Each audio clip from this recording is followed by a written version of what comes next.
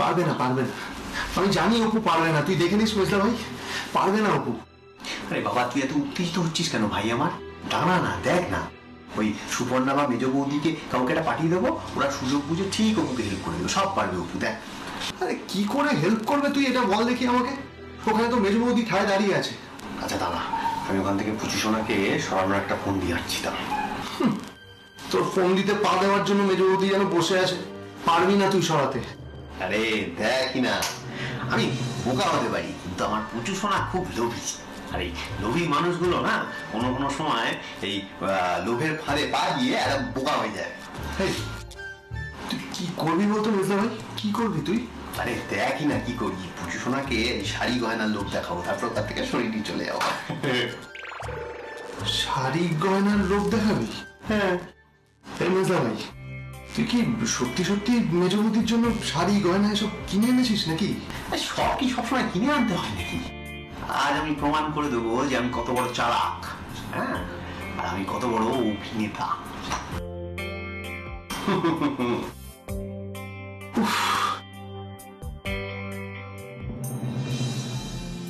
অপুর তো হাতটা কেটে গেছিল, আমি যাই অপুর জন্য একটা মলম নিয়ে আসি, না হলেও ব্যথায় খুব কষ্ট পাবে। যাই।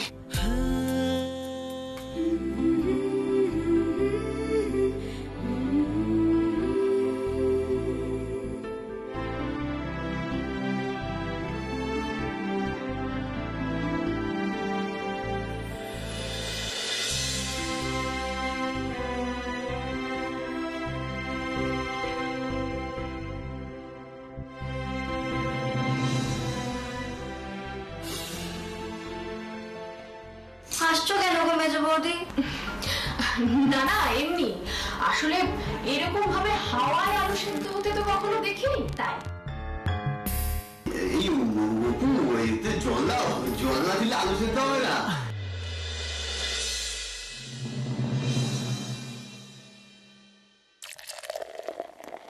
এই একদম বলবে না, কিন্তু কিচ্ছু বলবে না ওকে।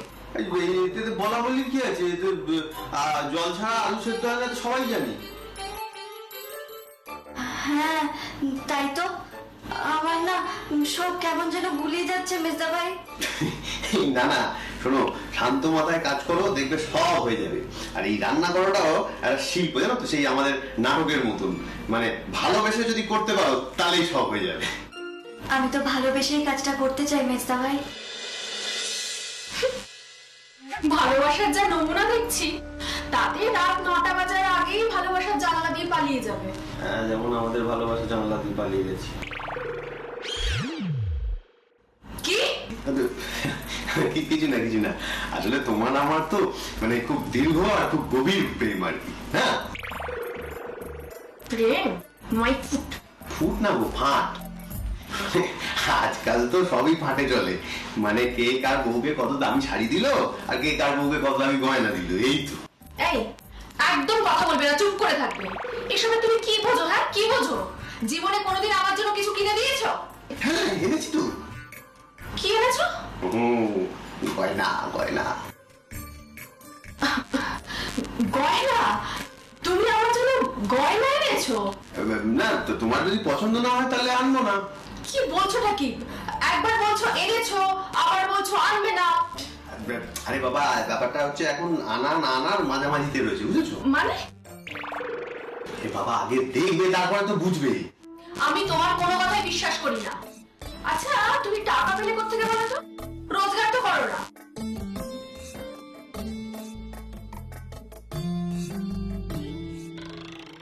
চল দাও, চল দাও।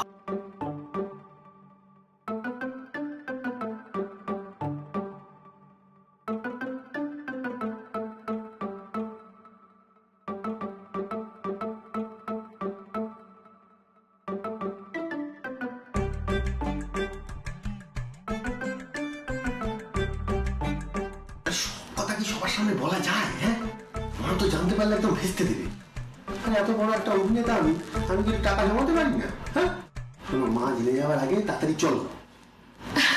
হ্যাঁ হ্যাঁ, চলো চলো চলো। না না না, দাঁড়াও 1 মিনিট। তুমি আমাকে এখান থেকে নিয়ে যেতে চাইছো কেন বলো তো? যাতে কেউ এসে অপুকে হেল্প করতে পারে, তাই তো?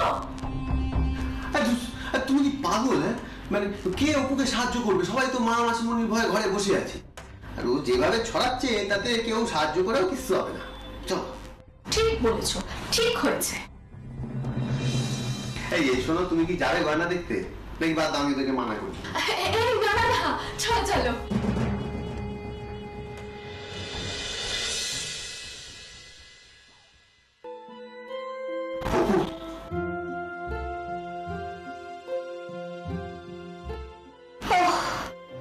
আবার আপনি এসেছেন? শুনুন, আমি না এমনি এমনি আসিনি, এই মলমটা এনেছি আপনার জন্য, নিন। কিসের মলম?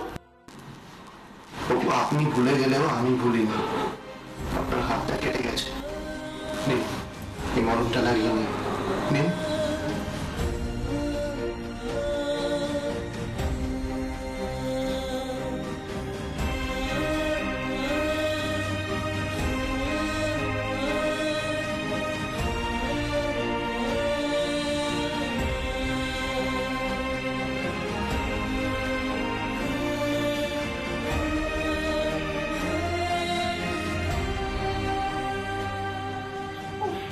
আমাদের এই ছোট বৌদি ভাইটা না এতটাই সৎ যে আমাদের কোনো কথা শুনলই না। মেয়েটা একা একা কি করছে কে জানে গো। এখন তো প্রায় 8:30 বাজতে যায়, বলো। সেটাই তো, আমাদের তো কোনো কথাই শুনলো না, কোনো সাহায্যও নিল না। বললাম যে ফোন করে ভিডিও কল করে সবটা বলে দিন, তা না। জেদ আর শুধুই জেদ, ছোট থেকে মেয়েটার জেদ আমার আর ভালো লাগে না। বাহ, মানে আমি ঠিক সন্দেহ করেছি তিনজনে মিলে এখানে দাঁড়িয়ে দাঁড়িয়ে ভোট পাকাচ্ছ। মানে তোমার অসুবিধাটা কি আমাকে বলবে? মানে এত হাঙ্গামা দিয়েছে। বর্ষা, মানে তোর সাহস তো দেখছি দিন দিন বাড়তে বাড়তে একবার আকাশে পৌঁছে যাচ্ছে। তোর এত বড় আসপর্দা, তোর মনে হলো যে তুই ফোন করে ওই মেয়েটাকে রান্নায় হেল্প করে দিবি, জেঠিমণি বারণ করে দেওয়া সত্ত্বেও সেটা করবি। মা তো শুধু মেঘার বিয়ের কথা ভাবছে। তোর যে অবস্থা দেখছি, তোকে তো বেশি দিন এই বাড়িতে রাখা যাবে না, তোরও ইমিডিয়েট বিয়ের ব্যবস্থা করতে হবে। না শেষদা ভাই, না আবার কিসে শুনি? একে তো ওই অপুর সঙ্গে মিশে মিশে তোরা দুই বোনে একবারে জাহান্নামে চলে যাচ্ছিস।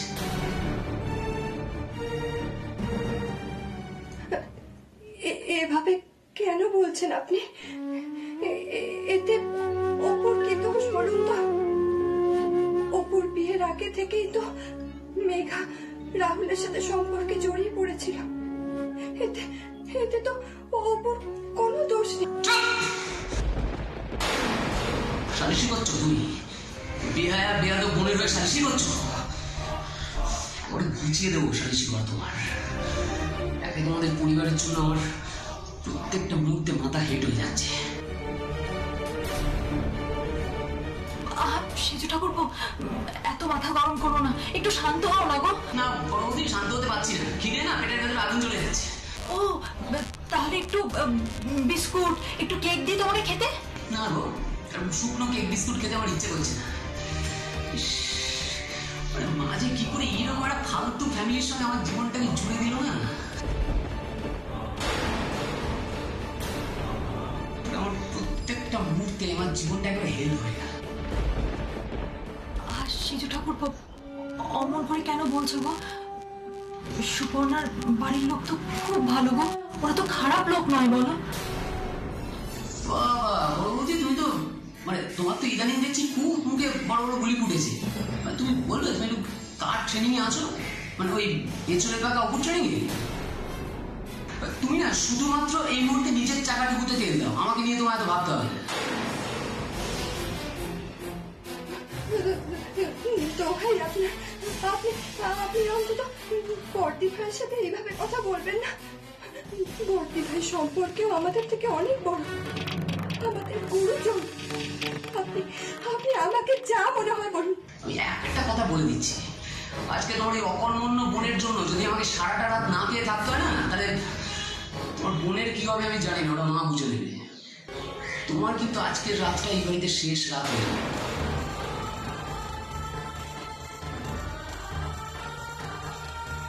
কথাটা মনে রেখো, মিলিয়ে নিও।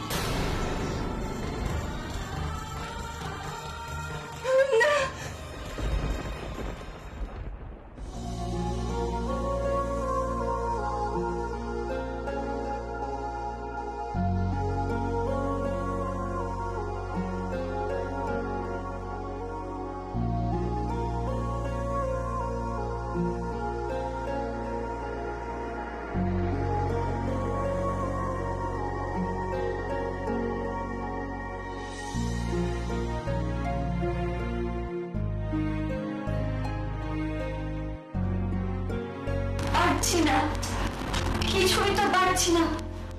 এখনো তো কত কিছু করার বাকি আছে। আমি কি করে সবাইকে খেতে দেব? 8:30 বাজতে চলো। হে ভগবান, আমি কি করবো এবার? এতগুলো ময়দা মাখার জন্য তো আমার একটা বড় পাত্র লাগবে, কিন্তু এখানে তো সেটা নেই। আর এর মধ্যে যদি আমি আরো ময়দা না দিই তাহলে তো এটা শক্ত হবে না। শক্ত আলুগুলো তো কিছুই সেদ্ধ হলো না, সব শক্ত শক্ত হয়ে রয়েছে। হে ভগবান, তোর ভালো লাগে না। কি হলো অপু? রান্না কতদূর? এখনো অনেক দূর দীপু বাবু। আমার না মনে হচ্ছে আমি কিছুই ঠিক মতো করতে পারবো না। আমি জানতাম আমি আপনি পারবেন না। আমি বলেছিলাম আপনাকে, আপনি তখন থেকে বলছিলেন যে আমি পারবো। কি করবেন এবার আপনি? আমি কি বড় বৌদি আর সেজ বৌদিকে একবার বলবো আপনাকে হেল্প করার জন্য? বলবো ওদের? কি হলো, তাকাচ্ছেন কি? শুনুন অপু, একদম অবাধ্য হবেন না। এখন আমি যেটা বলবো আপনি সেটাই করবেন, ঠিক আছে? কিন্তু আমি যে আন্টি ম্যানকে কথা দিয়েছিলাম ও একাই সব পারবে। বাবা, কথা দিয়েছি, আপনি তো কিছু পারছেন না। আমিও রান্নাটা ভালো বুঝি না, সেই জন্য বলছি আমি বড় বৌদি আর সেজ বৌদিকে ডেকে আনছি। এখন এখানে মেজ বৌদিও নেই, মেজদা ভাই মেজ বৌদিকে ওই এদিক ওদিক বুঝিয়ে ঘরে নিয়ে গেছে। এই সুযোগে বড় বৌদি আর সেজ বৌদিকে আমি ডেকে আনি, বুঝতে পেরেছেন? পুজো শোনা চলে যাচ্ছ কেন? এদিকে এসো, গয়নার ছবিগুলো একবার দেখো না। গয়না দেবে বলে ডেকে নিয়ে গেলে তারপরে গয়নার ছবি দেখাচ্ছ, বলছো দেখো কোন গয়নাটা তোমার পছন্দ। মিথ্যেবাদী কোথাকার, বলে কিনা গয়না কিনে এনেছে। ও মা, আমি কখন বললাম যে গয়না কিনে এনেছি? আমি তো বললাম গয়না তোমায় দেখাবো। এই, তুমি একবারও বলেছো গয়নার ছবি দেখাবে? একবারও বলেছো? মানে আমি ভেবেছিলাম গয়না দেখাবো আর গয়নার ছবি দেখাবো, মানেটা তো একই। কত দুটোর একই মানে, তাই না? ইয়ার কি মারছো আমার সাথে? আমাকে বোকা বানানোর চেষ্টা করছো? ও বোকা বানাতে যাবো কেন? গলা টিপে মারবে নাকি? তোমার মতন ফালতু লোককে না খুন করাই উচিত। আমাকে গয়নার লোভ দেখিয়ে ডেকে নিয়ে গিয়েছিলে না? আমি খানিকক্ষণের জন্য গয়নার কথা শুনে ভুলে গিয়েছিলাম যে তুমি আমাকে গয়নাটা দেবে কি করে। তোমার তো নাটক করে একটা পয়সা রোজগার নেই।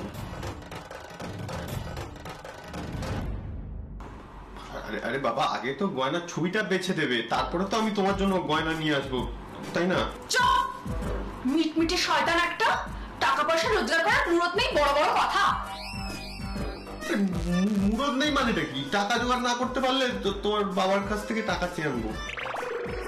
হ্যাঁ, ওটাই তো পারবে, ওটাই তো তোমার ধান্দা। তুমি আমাকে গয়নার লোভ দেখিয়ে রান্নাঘর থেকে সরিয়ে এনেছিলে যাতে আমি অপুকে পাহারা দিতে না পারি। এবার কি করবো দীপু বাবু? কিচ্ছু বুঝতে পারছি না, আমি কিচ্ছু বুঝতে পারছি না। আসলে কি বলুন তো, আমিও না রান্নাটা ঠিক জানি না তেমন, কিন্তু আপনাকে আমি সাহায্য করতে পারি। আমি সাহায্য করার চেষ্টা করতে পারি আপনাকে। কি হয়েছে? কি অপু রান্না? বড় বৌদি, তুমি এসেছো? দেখো না, অপু তো কিছুই করতে পারছে না। ভালো হয়েছে তুমি এসে গেছো। বড় বৌদি, আমাদের কিন্তু অপুকে এখন সাহায্য করতে হবে। আমি তো সেটা কখন থেকে বলছি, ওই তো শুনতে চাইছে না। হ্যাঁ চলো অপু, আসছি রান্নাঘরে। এই, একদম না। আমি ঠিক জানতাম যদি আমি এক মুহূর্ত এখান থেকে সরি তাহলে তোমরা সবাই মিলে অপুকে হেল্প করবে। মেজ বৌদি? হ্যাঁ, মেজ বৌদি। কেন, আমাকে দেখে চমকে গেলে বুঝি? তোমার মেজদা ভাই চালাকি করে আমাকে এখান থেকে সরিয়ে নিয়ে গিয়েছিল, কিন্তু বেশিক্ষণ আটকে রাখতে পারেনি। তোমার মতন লোককে কি আর বেশিক্ষণ গয়নার ছবি দেখে আটকে রাখা যায়? শোনা, দেখেছো আমাকে কিসব কথা বলছে? দিচ্ছা, মাথা গরম করো না গো। আর তুই এখানে কি করছিস বর্দি ভাই? কি করছিস তুই? ও, ওই অকর্মণ্য অপুকে সাহায্য করার জন্য তোর হাত নিশ্চয়ই নিষ্পিস করছে, তাই না? এখান থেকে যা বলছি, তা না হলে মাকে গিয়ে না আমি সব কথা বলে দেবো। দিচ্ছা, কেন এরকম পড়ছো বলো তো?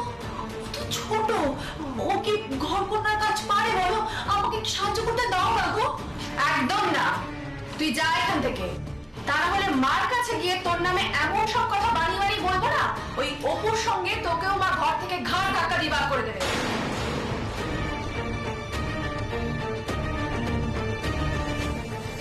বড় বৌদি, তুমি চলে যাও গো। মেজদা ভাই, তুমিও চলে যাও। দীপু বাবু, আপনিও চলে যান। আমি কারো সাহায্য চাই না। আমি চাই না আমার জন্য তোমরা সবাই বিপদে পড়ে যাও আর আন্টিবার তোমাদের বকুক। প্লিজ তোমরা চলে যাও, প্লিজ।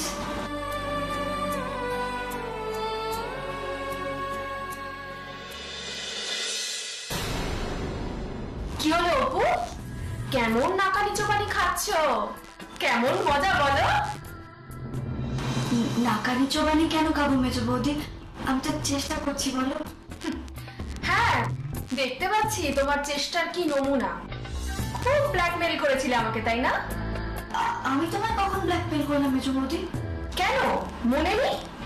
তোমার বউ ভাতের শাড়িটা কেটে দিয়েছিলাম বলে আমাকে কেমন ভয় দেখিয়েছিলে। এইবারে দেখো আমি তোমাকে কিরকম কেস খাওয়াই, কিরকম ভয় দেখাই।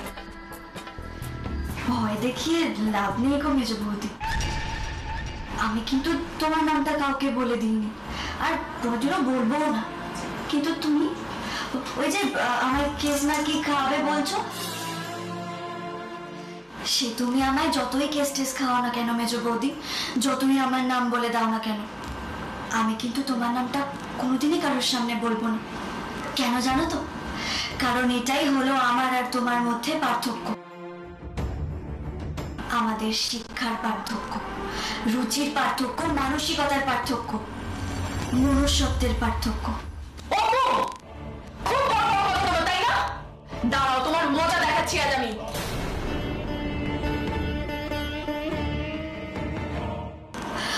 আজ আর আমায় কেউ বাঁচাতে পারবে না। হে ভগবান, আমি এখন কি করব? কি করে সবটা ম্যানেজ দেবো?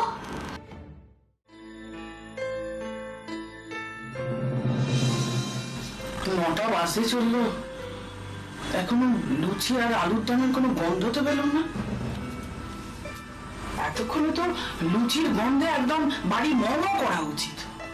তাহলে ও হ্যাঁ, এটাও হতে পারে, হয়তো একদম সবাই খেতে বসবে আর গরম গরম ভেজে পাতে দেবে, এটাও হতে পারে। হ্যাঁ, কিন্তু আলুর দম কি এখনো বানানো হলো না?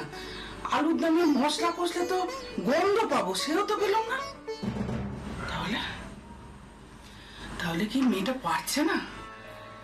ওকে কি দায়িত্বটা দিয়ে আমি ভুল করলাম নাকি? এত রাত হয়ে গেল, মানুষগুলো খাবে কি? যাই বরঞ্চ গিয়ে একবার দেখে আসি। কিরে দিদি, এরকম অস্থির মুখে পায়চারি করছিস কেন রে? না না, কিছু না, এমনি এমনি। আমি বুঝতে পেরেছি তোর কি হয়েছে। তোর খুব খিদে পেয়েছে, তাই না? খিদে তো আমারও খুব পেয়েছে। আর তো মাত্র 15টা মিনিট, তারপরেই তো আমরা খেতে বসবো। বল,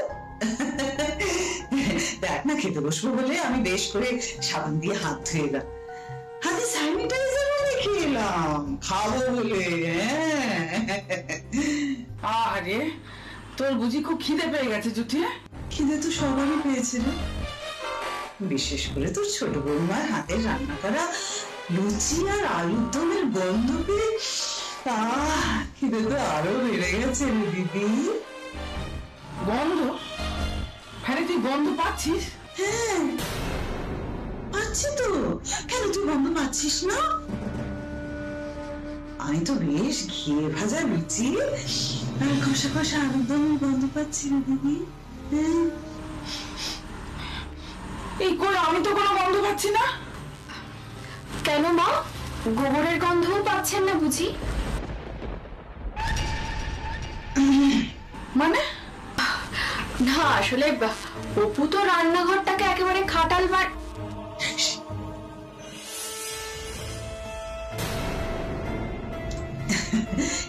কি যে বলো না মেজো বৌমা, আমি তো দিব্যি লুচি আর আলুর দমের গন্ধ পাচ্ছি।